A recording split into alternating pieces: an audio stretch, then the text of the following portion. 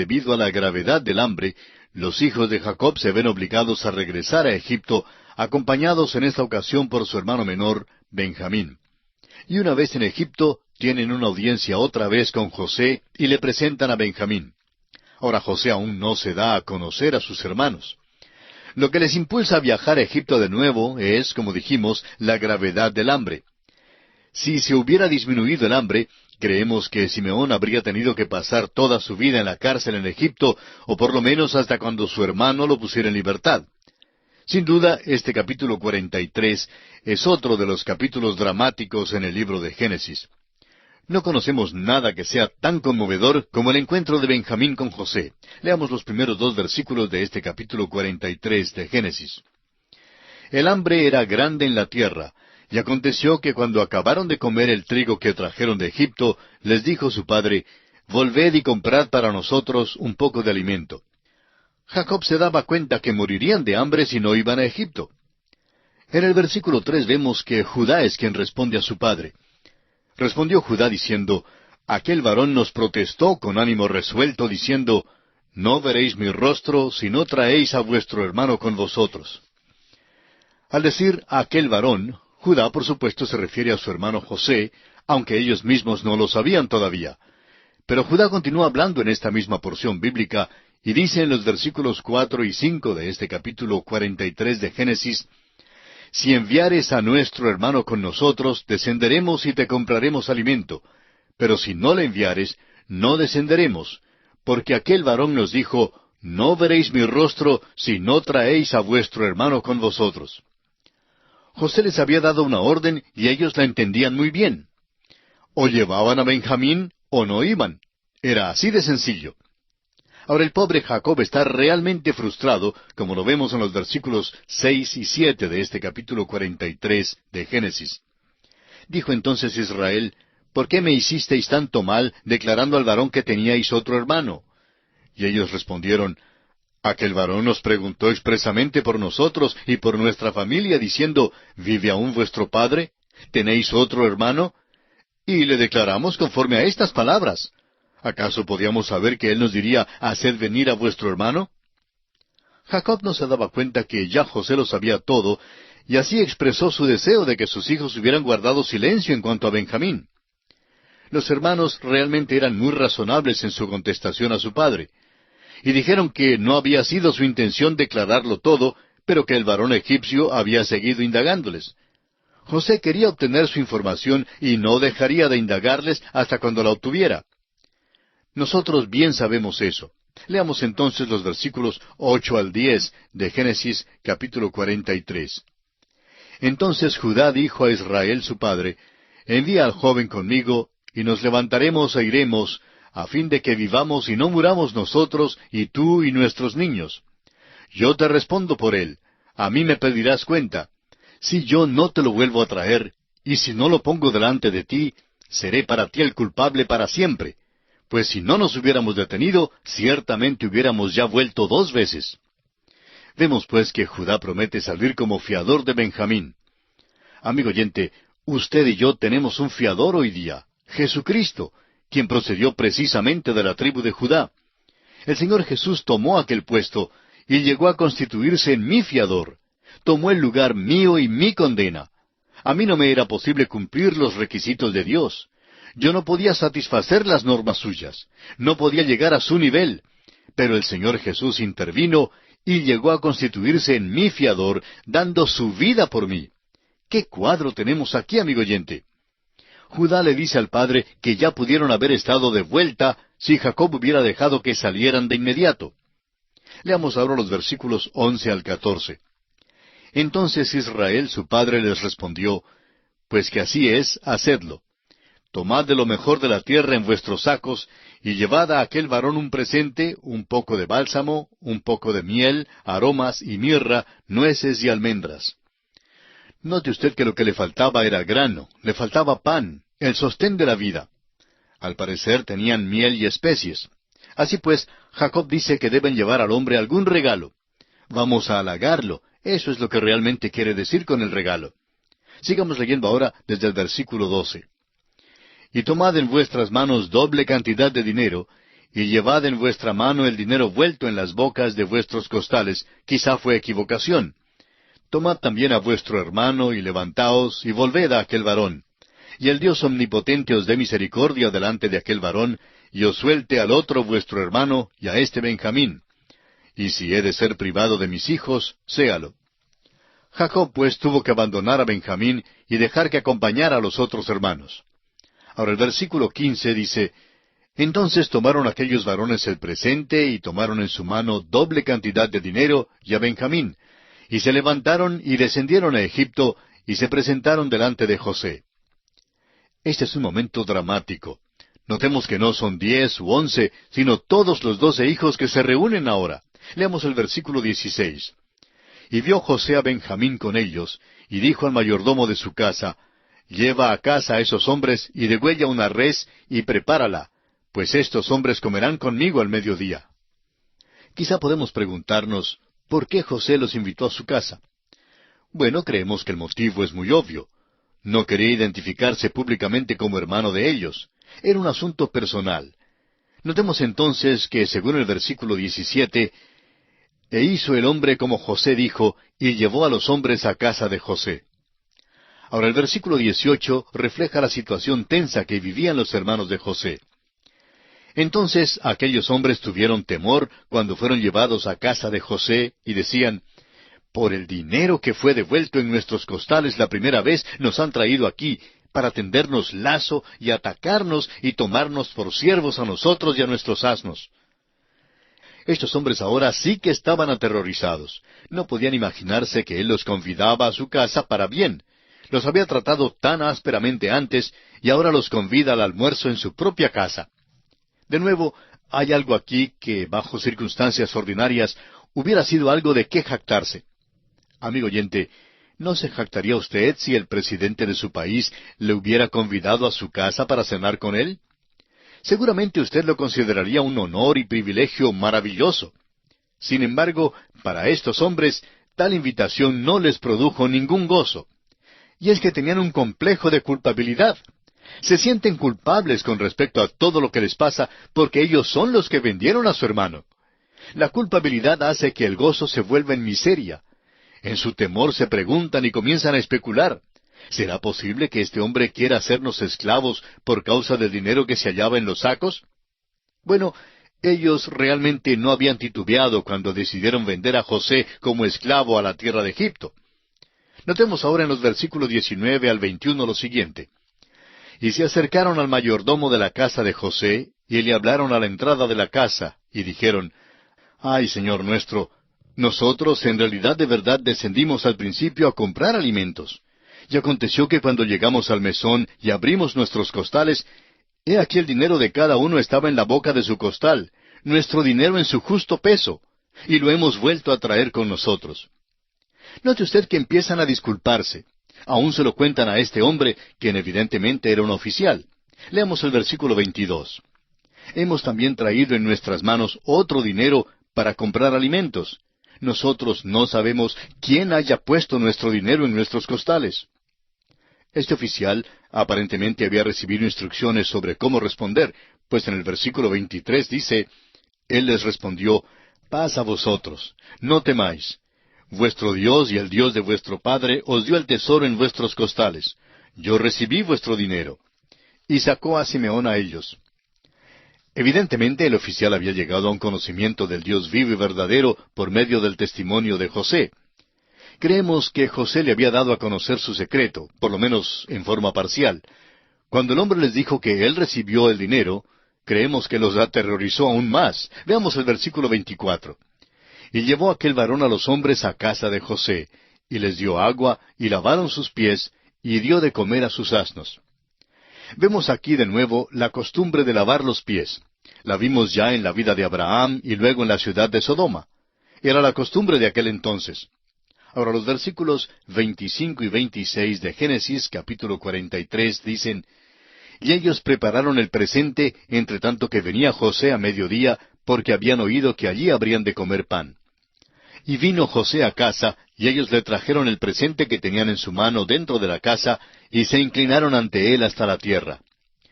Una vez más se inclinaron ante José y le trajeron el regalo.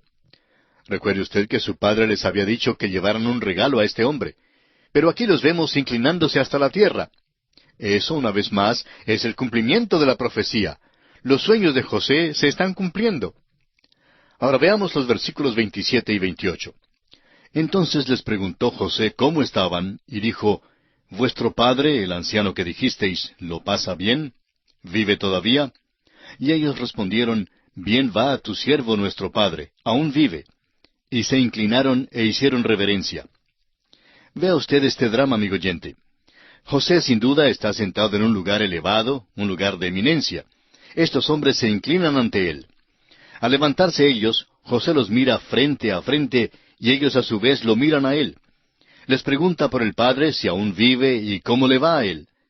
Es que José tiene mucho interés en esta respuesta porque también es su propio padre. Sus hermanos le contestan que su padre vive y que está muy bien, y luego se inclinan una vez más. ¿No le gustaría a usted tener una foto de esto? Ahora Benjamín está con ellos y también se inclina. El sueño predijo que todos se inclinarían. Leamos ahora los versículos 29 y 30 de Génesis 43. Y alzando José sus ojos, vio a Benjamín su hermano, hijo de su madre, y dijo, ¿Es este vuestro hermano menor de quien me hablasteis? Y dijo, Dios tenga misericordia de ti, hijo mío. Entonces José se apresuró porque se conmovieron sus entrañas a causa de su hermano, y buscó dónde llorar, y entró en su cámara y lloró allí. Este es el momento en que se encuentra con su hermano verdadero, hijo de su propia madre, y José no aguantó más, y al verlo se conmovió su corazón. Pidió disculpas para dejarlos un momento. Quizás se excusó diciendo que alguien le estaba llamando por teléfono, o bueno, lo que fuera la excusa de la cual se sirvió aquel día, pero lo cierto del caso es que salió del cuarto tan pronto como le fue posible. Entró en su cámara y lloró allí. Nunca jamás había pensado ver a sus hermanos, mucho menos a su hermano Benjamín. José seguramente ha cumplido más de 40 años. Benjamín es el menor, pero ya es un hombre joven. Sin duda el hambre estaba llegando a su fin. Y podemos asumir que unos años han pasado desde la primera visita a Egipto de los hermanos. Por tanto, José se agobia de emoción y entra pues en su cámara y llora. El versículo 31 dice, Y lavó su rostro y salió y se contuvo, y dijo, Poned pan. Este es un cuadro maravilloso de algo que todavía se ha de cumplir. Esperamos que usted lo vea. El profeta Zacarías nos dice que algún día Jesucristo se dará a conocer a sus hermanos. Le van a preguntar acerca de las señales de los clavos en sus manos y de su herida en el costado, y les dirá en aquel día que las recibió en casa de sus amigos. Luego le conocerán y le reconocerán. Luego ellos llorarán. Él es quien ha provisto la salvación para ellos. Él es quien les ha provisto la redención. Eso tendrá lugar cuando el Señor Jesús venga de nuevo a la tierra. Se revelará a sus hermanos la nación de Israel. Habrá un remanente que le conocerá. Habrá también muchos que no creyeron en Él cuando vino por primera vez, pero que entonces le reconocerán como su Mesías prometido. Recuerde usted que los hermanos de José fueron los mismos que lo entregaron a la esclavitud. Lo vendieron, se desprendieron de él. Ahora se dará a conocer a sus hermanos. Algún día el Señor Jesucristo también hará eso. Amigo cristiano que nos escucha, usted debe cuidarse mucho del antisemitismo. No importa cuán ciega haya sido la nación de Israel, ni importa lo que se señale hoy en día, ni que no siempre nos causen la mejor impresión. La verdad queda todavía y tenemos que reconocerla de que son los hermanos de nuestro Señor Jesucristo. Y vendrá el día cuando Él se dará a conocer a ellos. Leamos ahora el versículo 32. Y pusieron para Él aparte y separadamente para ellos, y aparte para los egipcios que con Él comían, porque los egipcios no pueden comer pan con los hebreos, lo cual es abominación a los egipcios. José regresó y ordenó que sirvieran la comida. Era un almuerzo extraordinario. Los hermanos debieron haberse fijado en algunas cosas con respecto a esa comida, aunque estaban tan atemorizados. José no comió con los egipcios comieron aparte. José estaba separado de ellos. Los hermanos pudieron haber pensado que lo hacía simplemente porque José era de alto rango. Y ahora leamos los versículos 33 y 34, versículos finales del capítulo 43 de Génesis, que dicen, Y se sentaron delante de él, el mayor conforme a su primogenitura, y el menor conforme a su menor edad. Y estaban aquellos hombres atónitos, mirándose el uno al otro. Y José tomó viandas de delante de sí para ellos, mas la porción de Benjamín era 5 veces mayor que cualquiera de la de ellos. Y bebieron y se alegraron con él. Note usted que los sentó en orden cronológico según sus edades. José puso tal vez tarjetas en la mesa y sentó a Rubén en su lugar propio, sentó también a Benjamín en su propio lugar. Todos los hermanos se sentaron en su debido orden. Y se quedaron atónitos, preguntándose cómo era que él podía saber todo eso. Pero todavía no sospechaban nada en cuanto a quién era él, porque están cegados. Note usted también que era él quien servía los platos, y de nuevo no pudo refrenarse de mostrar sus sentimientos, su afecto por su propio hermano Benjamín, y le sirvió 5 veces más que a los demás. El joven había pasado hambre, y esta era la primera comida de la cual se gozaba en mucho tiempo. El versículo 34 concluye diciendo, y bebieron y se alegraron con él. Fue una ocasión verdaderamente gloriosa, y asimismo será también un día glorioso cuando Cristo se revele a sus hermanos. De esta manera, amigo oyente, concluimos nuestro estudio del capítulo 43 del libro de Génesis. Ahora, en el capítulo 44, José despide a sus hermanos con los costales llenos de trigo, habiendo incluido su propia copa de plata en el costal de Benjamín. Envía luego al mayordomo a buscarlos, acusándolos de robar la copa. La copa es encontrada en el costal de Benjamín, y Judá procede a interceder elocuentemente por la vida de Benjamín.